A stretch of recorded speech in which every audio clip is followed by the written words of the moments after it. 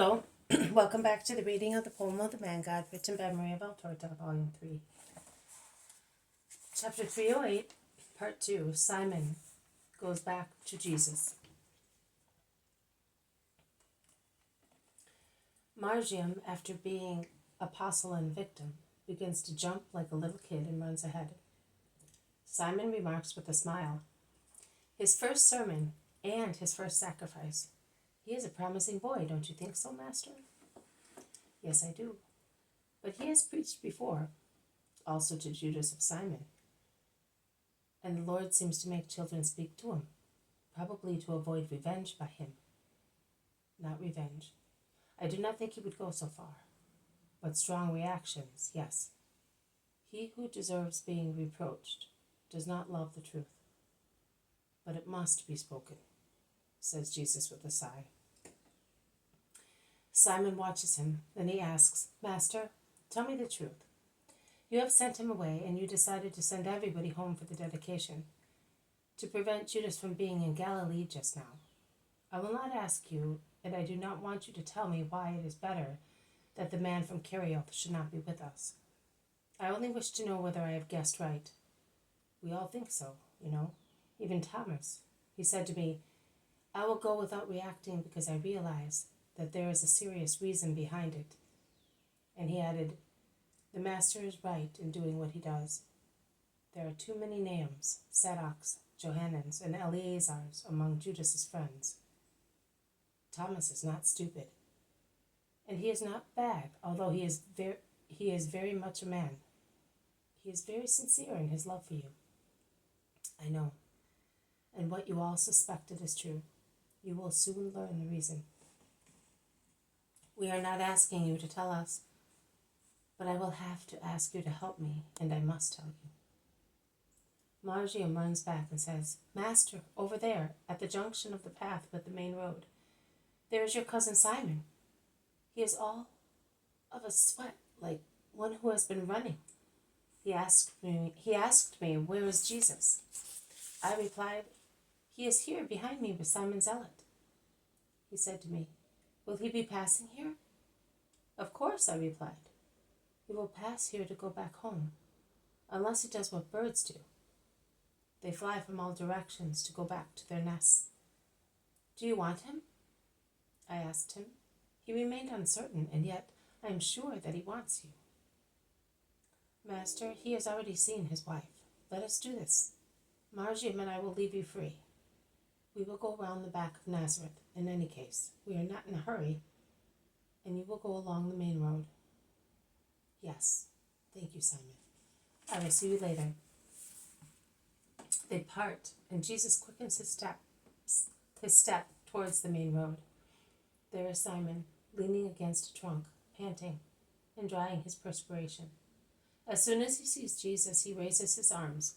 He then drops them and lowers his head dejectedly. When Jesus arrives near him, he lays a hand on his shoulder, asking, What do you want, Simon? To make me happy with a word of love, which I have been awaiting for many days? Simon lowers his head even more and is silent. Speak then. Am I perhaps a stranger to you? No, you really are always my good brother Simon, and I am your little Jesus, whom you used to carry in your arms with some difficulty, but with so much love when we came back to Nazareth. The man covers his face with both hands and falls on his knees. Oh, my Jesus, I am the guilty one, but I have been punished enough. Come on, stand up. We are relatives. What is it that you want? My boy, he is... A lump in his throat prevents him from speaking. Your boy? What about him? He is dying, and Salome's love is dying with him, and I am left with double remorse. I am losing son and wife at the same time. Last night I thought that he was really dead, and she looked like a hyena. She shouted at me, Murderer of your son! I prayed that might not happen, and I swore to myself that I would come to you if the boy recovered a little, also at the cost of being driven away, as I actually deserve, to tell you that you are the only one who can avert my calamity. At dawn, the boy recovered a little. I ran from my house to yours, round the back of the town to avoid any possible hindrance. I knocked at the door. Mary opened and was amazed. She could have ill-treated me, but she only said, "What is the matter with you, poor Simon?" And she caressed me as if I were a child, and that made me weep. And my pride and hesitancy ceased thus. What Judas told us cannot be true. I mean, Judas, your apostle, not my brother. I did not say that to Mary, but I say it to myself, beating my chest and casting contumelies on myself ever since. I asked her, "Is Jesus in?" "It's for Alphaeus, he is dying." Mary replied, "Run! He has gone towards Cana with the boy and an apostle. He is on the Cana road, but you must be quick. He went out at dawn. He is about to come back. I will pray that you may find him." Not one word of reproach, not even one, although I deserve so many. Neither will I reproach you, but I open my arms to you, alas, to tell me that Alphaeus is dead. No, to tell you that I love you. Come then, quick. No, it is not necessary. Are you not coming? Are you not forgiving me? Or is Alphaeus dead? But even if he is, Jesus, since you raised the dead, give me back my son. Oh, good Jesus, holy Jesus, whom I abandoned. Jesus.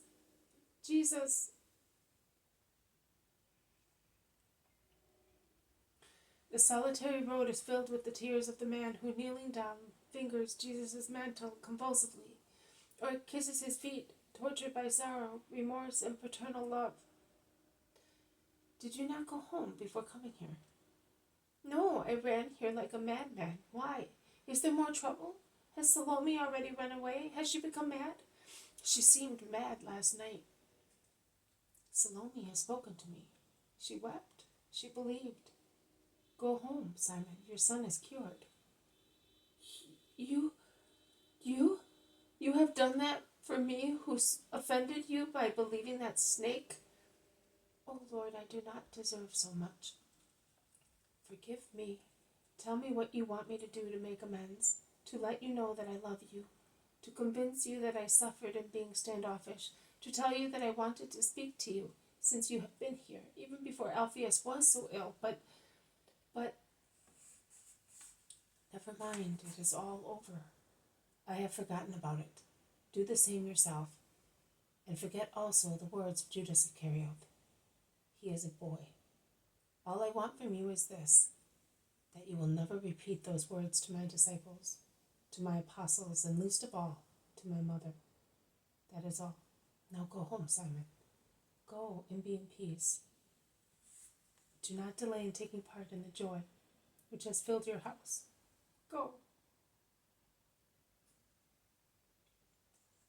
He kisses him and gently pushes him towards Nazareth. Are you not coming with me? I will wait for you with Salome and Alphaeus in my house. Go, and remember that the present joy comes to you, thanks to your wife, who believed the truth. Do you mean that I? No, I mean that I have understood that you have repented, and you repented because of her crying, a cry accusing you. God really shouts through the mouths of good people, reproaching and advising. And I saw the firm, humble faith of Salome. Go, I tell you, do not wait any longer to thank her. And Jesus almost pushes him roughly to persuade him to go. And when Simon finally goes away, he blesses him and then shakes his head in mute soliloquy. The tears slowly run down his pale cheeks. One word only hints at the trend of his thought. Judas. He sets out along the same road taken by the zealot, behind the boundary of the village, towards his house. This has been a reading from the poem of the Man God, written by Maria Valtorta, Volume 3, Chapter 308, Part 2, Simon Goes Back to Jesus. Thank you for listening. I will see you tomorrow. May God bless you, and may peace be with you.